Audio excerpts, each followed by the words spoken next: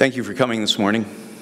I will begin my comments by providing some additional detail on the file that led to such a tragic outcome last night, and then focus on the life and accomplishments of the late Constable Daniel Woodall.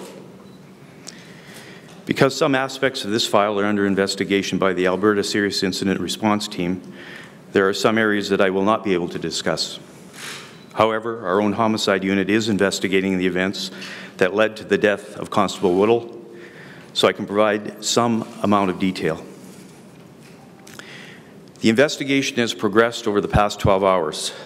A body was found late last evening in the basement of a burned-out home on 186th Street and 62A Avenue.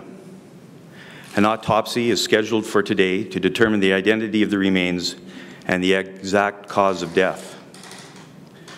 The suspect in this case was Norman Walter Raddatz, R-A-D-D-A-T-Z, age 42. He was known to police, but he did not have an extensive criminal record. An arrest warrant and new charges were in existence for the suspect, and EPS members had obtained a warrant to enter the residence to effect the arrest. It was during the time members were attempting to enter the residence that the shootings occurred. Also, over the past 12 hours, especially through social media, citizens have expressed concern about our continued police presence at the scene. However, shortly after the shootings took place, it was clear to us that the threat had passed and citizens were no longer in any danger.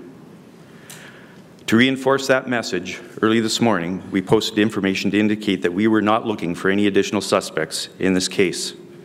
We will continue to maintain security of the scene today in consultation with the ACERT.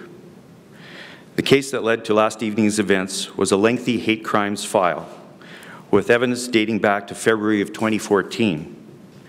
The online hatred and bullying of an Edmonton family had become extreme, and the family members were increasingly worried about their personal safety, at which time the Edmonton Police Service became involved. We now know that 53 bullet holes were found in the house and garage across the street from the residence.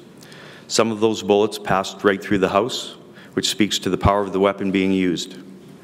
We believe a large bore rifle was used. Based on our current information, EPS did not return fire. The first member to the door, Sergeant Jason Harley, was struck in the lower back by a bullet. Because he was wearing protective body armor, the bullet was unable to do any life-threatening damage. Sergeant Harley was released from the hospital last night. He is doing well, considering the magnitude of the event. It is clear that the body armor saved his life. Constable Daniel Woodall was also wearing body armor, but it was not engaged in this event.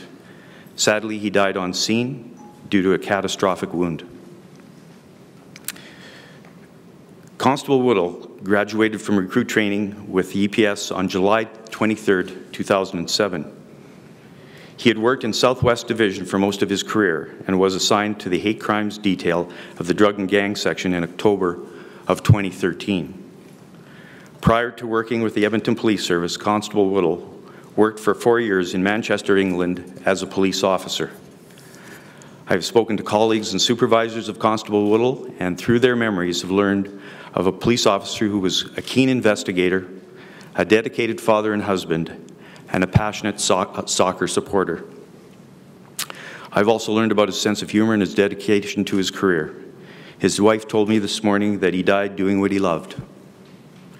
His wife and 2 children live here in Edmonton. The rest of his family reside in Great Britain and are on their way to Edmonton as we speak. Many have asked us about a memorial service for Constable Woodall. We will wait till his family has gathered in Edmonton and then seek their guidance on how best to celebrate his memory. The Edmonton Police Service will honor his life and the sacrifice he has made for every citizen of this city and this country. There were 8 officers on scene yesterday afternoon when the shooting began, including Constable Woodall and Sergeant Harley. Others took cover when the gunfire began and were pinned down by gunfire for at least 10 minutes. Because they could not tell where the shots were coming from, their safest course of action was to remain static.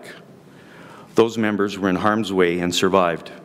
And as we recognize the accomplishments of Constable Woodall, We will also remember that Sergeant Harley and these other police officers came very, very close to death.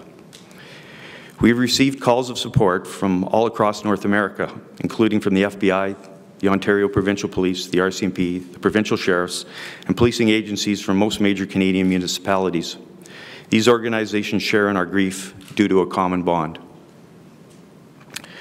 Comments and condolences have come from around the world through our social media feeds.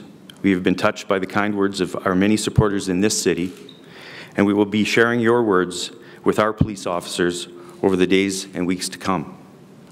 We will have further details about Constable Whittle's tribute once we have worked out the details with his family members. If we have any additional details available today, we will distribute them through our usual media relations channels. Thank you for your respectful coverage of this terrible tragedy. Some media outlets captured some truly horrific images of the scene and, at our request, removed them from their online editions. We deeply appreciate the respect you have shown our fallen member. I will, after the Mayor's address, I will then take some questions. Thank you.